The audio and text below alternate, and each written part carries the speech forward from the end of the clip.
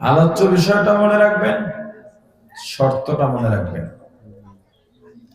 যে মুমিন আল্লাহর স্মরণ যখন হবে, জিকির অর্থ স্মরণ করা। জিকির অর্থ কি? কার স্মরণ? জোরে বলেন। এই স্মরণটা মানুষ দুই ভাবে করবে। কলবে তো স্মরণ থাকতেই হবে, কলবে যার যা আছে কাজে কর্মে সেটাই প্রমাণ মিলবে, কথায় কাজে সেটাই প্রকাশ পাবে। তো কলবের যেই হালত, এই হালতকে আমরা প্রকার ভেদে ধরলাম না।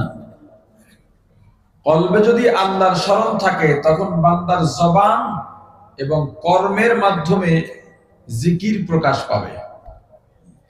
অতএব জিকির দুই ভাবে আমরা করে থাকি বা করব।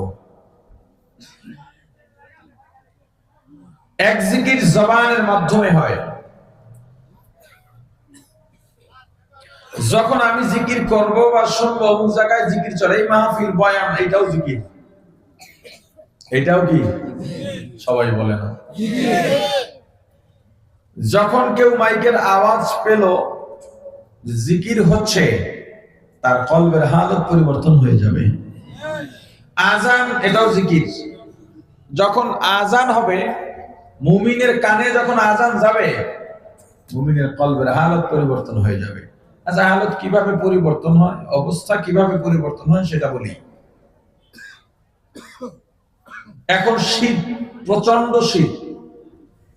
আপনাদের শীত লাগে না? লাগে?